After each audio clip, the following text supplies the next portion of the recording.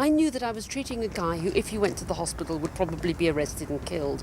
And so there was absolutely no doubt in my mind that it was right to treat him.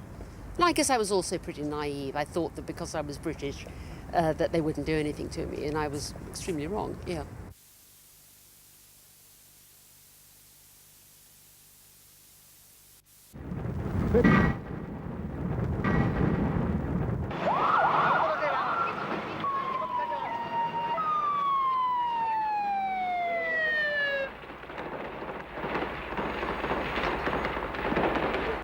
The police raided the house where I was. It was a house of some missionaries, and they shot the maid dead, and I was taken prisoner. I was blindfolded, they struck my face, and then I was taken and told to strip naked, and I was tied to a bed, and I was given electric shocks to my naked body, and then they put them in my vagina, and it was all hideously unpleasant. So I was desperate not to endanger the lives of the priests who I've been helping, because they're Chileans and they don't have the same sort of protection that I have.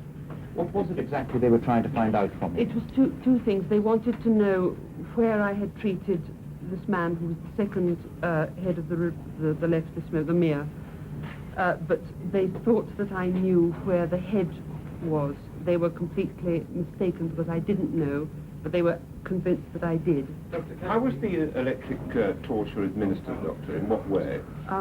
I think I'd rather not go into details about that. I don't think it's necessary. It was a painful electric torture. The torture was repeated on several occasions, was it? On 3 separate occasions I was given electrical shocks, yes.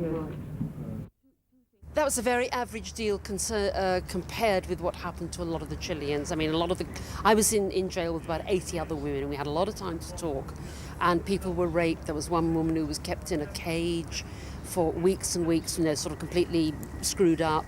There was one woman raped by dogs, had rats put in her vagina. It was absolutely bestial, a lot of the treatment.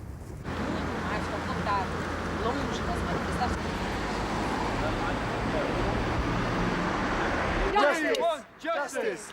We want justice! Justice! I hope that he's made to stand trial in a public setting, and that justice is seen to be done, because I think that is of enormous importance to the Chileans who were tortured, but most particularly to those who lost someone. Doing that. So it's very difficult to predict, and indeed in many ways it's wrong to predict what is going on. We're part way through a very important legal process. It will continue all day tomorrow, and I